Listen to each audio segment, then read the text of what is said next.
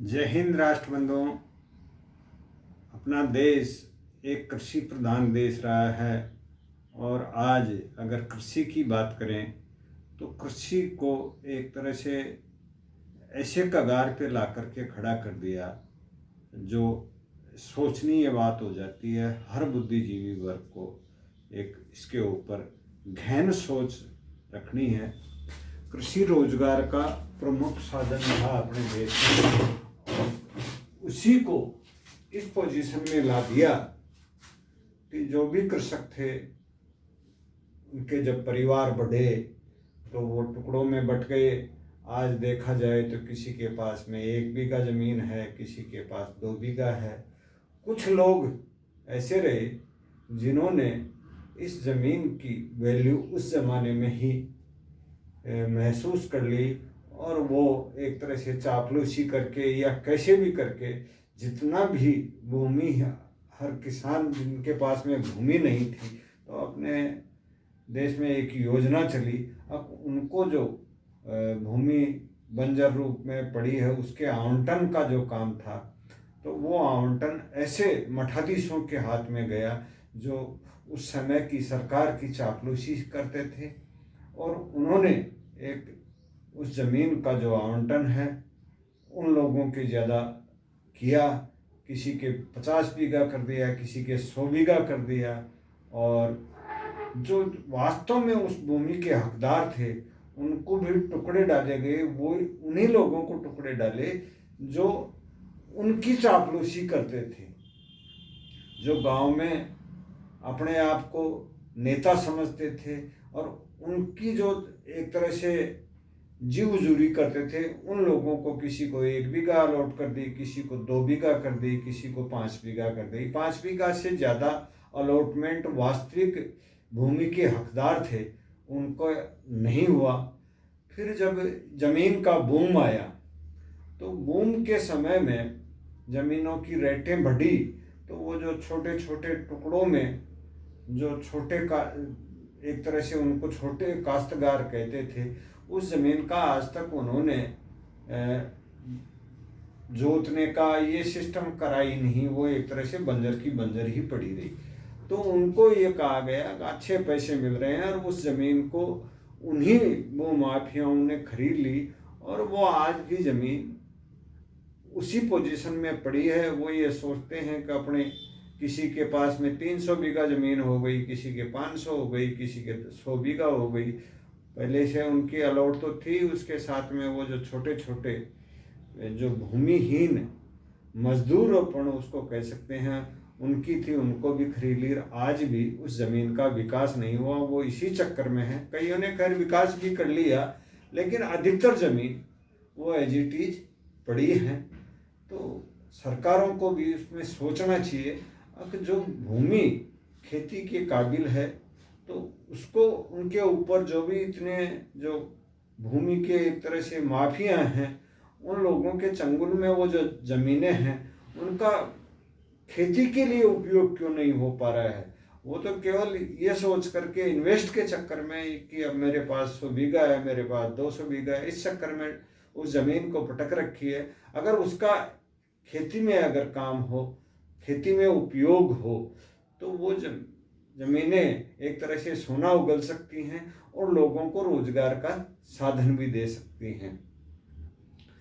अब बात आती है हर आदमी आज के परिवेश में एक ऐसी शिक्षा थोप दी गई कि हर आदमी नौकरी की तरफ दौड़ता है, जबकि जो खेती का काम था या जो कुटीर उद्योग थे, हाथ का जो काम था, उससे लोगों का जो ध्यान है वो केवल नौकरी पे हो गया। तो इसके लिए भी राज्य सरकार और केंद्र सरकार को सोचना होगा।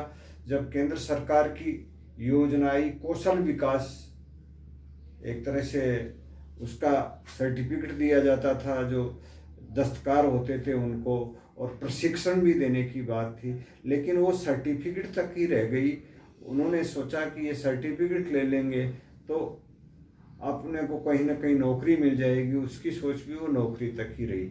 अगर इसका हस्तकला समझ लो या जो खेती है, पशुपालन है, भेड़ पालन है और अन्य कई जो अपने पूर्वजों से चले आ रहे रोजगार थे, उनके विकास जब तक नहीं होंगे, जब तक अपना देश रोजगार की समस्या से उभर करके नहीं आ सकता।